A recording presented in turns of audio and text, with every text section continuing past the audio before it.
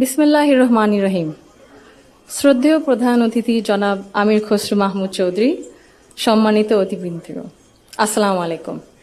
শুরুতে আমি আন্তরিক ধন্যবাদ জানাই আয়োজকদের, যারা আজকের এই সুন্দর আয়োজনটি করেছেন, যেখানে আমরা সবাই আমাদের ভিন্ন ভিন্ন মত, পথ ও অবস্থান প্রকাশ করার সুযোগ পাচ্ছি। আজ আমরা যারা এখানে উপস্থিত, আমরা সবাই একরকম নয়।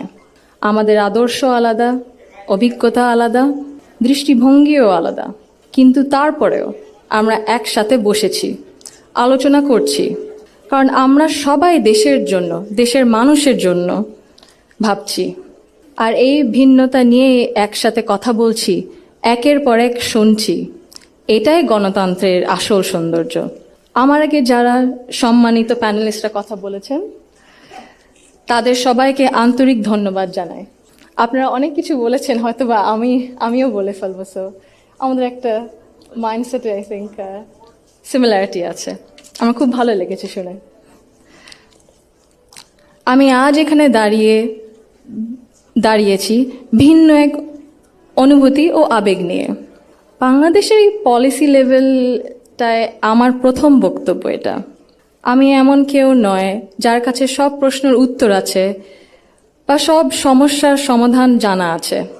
তবু আমি বিশ্বাস করি, নিজের ছোট্ট জায়গা থেকেও সমাজের জন্য, দেশের জন্য কিছু করার আন্তরিকতা আমাদের সবার মধ্যে থাকা উচিত।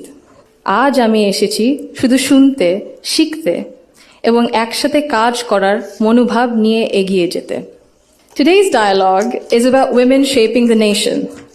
But before we speak about shaping the future, we must be honest about the everyday lives, realities shaping women's lives in Bangladesh.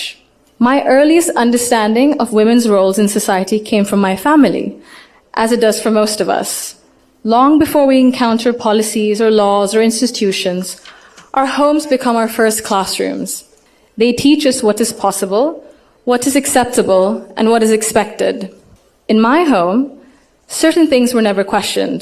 It was never questioned whether a woman could pursue an exemplary medical career while raising a family.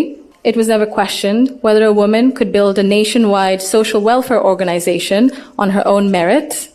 It was never questioned whether a woman was fit to lead, to command authority in a room full of men.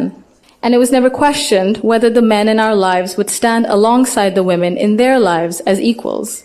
My mother continued to excel professionally as a cardiologist in government hospitals, often in patriarchal settings, because she had encouragement and support at home